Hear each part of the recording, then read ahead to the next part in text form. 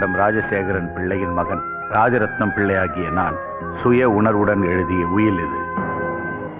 எனது பெயரில் உள்ள school, college, hospital, cinema theatre, hotel மற்றும் விவசாய நிலங்கள் போன்ற எல்லா விதமான அசையா சொத்துக்களும், பண்ணை நிலங்கள், எஸ்டேட்டுகள், அதனுடன் சேர்ந்த 1500 ஏக்கர் நிலப்பரப்புள்ள சொத்துக்கள் அனைத்தும் இறந்து போன எனது முதல் மனைவியின் மகன் செல்வரத்தினத்துக்கும், எனது இரண்டாம் மனைவி முத்துலட்சுமிக்கும் அவரது மகள் ராணி ரத்னத்துக்கும் சொந்தமானதாகும். இந்த சொத்துக்கள் அனைத்தும் என் மரணத்திற்கு பிறகு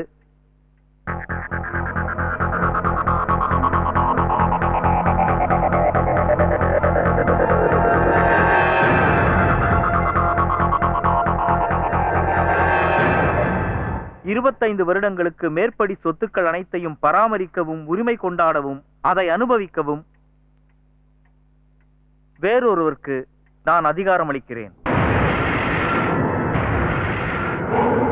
அதிகார காலம் முடியும் வரை அவர் அதை அனுபவிக்கவும் ஆளவும் செய்யலாம். அதன் பிறகு எனது சொத்தில் மேற்கூறியவர்களில் யாருக்கு என்ன பங்கு தர வேண்டும் என்று முடிவெடுப்பார். அவனும் அவன் எழுதின உயிலும் எவனோ ஒருத்த இங்க வந்து யார் எல்லாத்தையும் அனுபவிக்கணும்னு முடிவெடுப்பானா?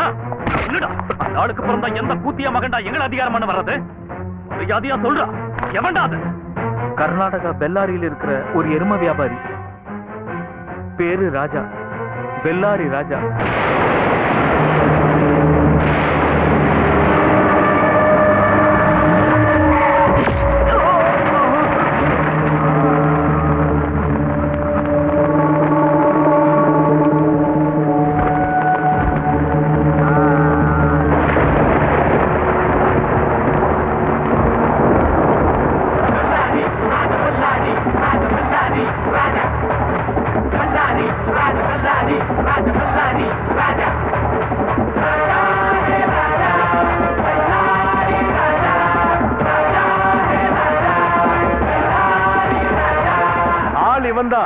நம்ம ஸ்டைல்ல அடி வைக்கிற ஒரு குத்து விட்டதோ எடி கலங்கி போய் எல்லா விஷயமும் தன்னால வெளியே வந்து விழுந்துருச்சுல்ல.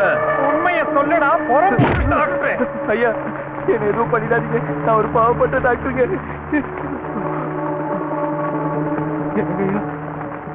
வலது பக்கம் வந்து நின்றா. ஐயா, என்ன எதுவும் பண்ணிடாதீங்க. உங்க 300 மாட்டை ஊசி போட்டு கொண்டது நான் தாங்க ஐயா.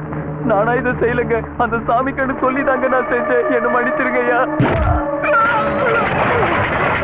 என்னடா இது? பெல்லாரி ராஜா.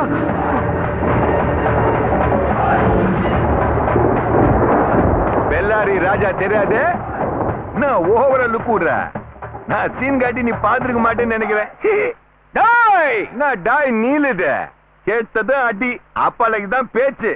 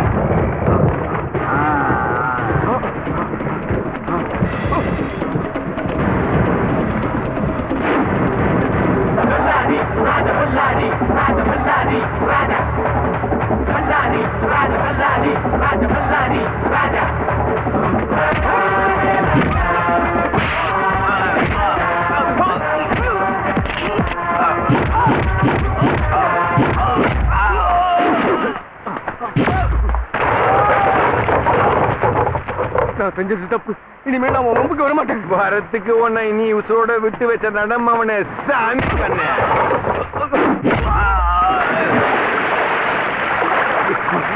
6 எருமிங்க 3 கண்ணுக்குட்டிங்களை வச்சு மாதவத்துல வியாபாரம் தொடங்கினவன் நான். இன்னைக்கு 6 லோடு இல்ல 6000 லோடு என்கிட்ட வியாபாரம் இருக்குது. நம்மளாண்ட இந்த ஆற்ற வேலை வச்சுக்கிட்டு அவனை டாப் எகிரிடும். என்னடா நினைச்சுக்கிற நீ? செக் போஸ்ட் டாக்டருக்கு துட்டு கொடுத்து கரெக்ட் பண்ணி மாடுங்களுக்கு விஷ ஊசி போட்டு சாவடிச்சிட்டேன்னா நான் பொட்டி பொட்டிக்க தூக்கின்னு அப்பீட் ஆயிடுவேனா? சரியான சாவுகிறாகிடா நீ. இத்தனை நாளா நம்மளாண்ட வாலாட்டின பசங்க எல்லாரையும் என் இடத்துக்கே வர வச்சு என் காலடியில உழ வச்சு அவங்க கால எலும்பு வச்சு சூப்பு குட்டு அனுப்பதாண்டா இந்த பெல்லர் ராஜா ஸ்டைல. எப்ப நீ உன் இடத்துக்கு என்ன வர வச்சிட்டியோ இன்னில இருந்து இந்த இடமும் இங்க இருக்கிற எதுவும் உனக்கு சொந்தம் இல்லடா. ராஜகண்ண இவன் சொத்து பத்தலம் ஏதி வாங்கினா இவனை கண்காணாத இடத்துக்கு தட்டி விட்டுரு. இன்னொரு தபா இந்த ஊர்ல உன்னை பார்த்த கல்ல தூக்கி தலையில போட்டு சாவடிச்சிட. போட போட போட போட.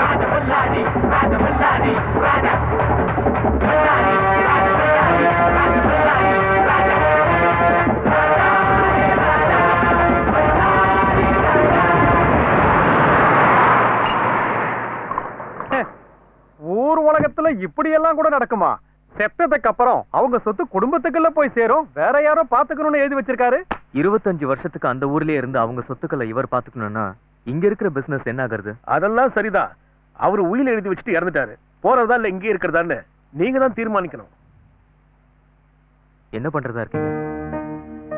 போகணும், போகாம இருக்கக்கூடாது. இங்க என்ன அவரு பாக வந்தப்பெல்லாம் அவரு கூட வந்துன்னு சொல்லுவாரு. நான் தான் போல. கட்சியா அவர் இங்க வந்தப்ப கூட அவருக்கு இப்படி ஒரு முடிவு வரும் நான் கொஞ்சம் கூட நினைக்கல. மாணிக்கம், என்ன திடீர்னு வந்து நிக்கிறீங்க? முன்ன பின்ன சொல்லாம என்ன விஷயம்? கொற்ற மழையில நடு ராத்திரியில என் வீட்டு வாசக்கதவை நீ தட்டினப்போ என்கிட்ட சொல்லிட்டா வந்த. அட நீங்க ஒண்ணு. இன்னொரு நாள் நடு ராத்திரியில நீ ஊரை விட்டு ஓடி போனப்பவும் என்கிட்ட சொல்லிட்டு போகல. அதுவும் இடது கண்ணில் அடிப்பட்ட வலியோட ஓடி போன.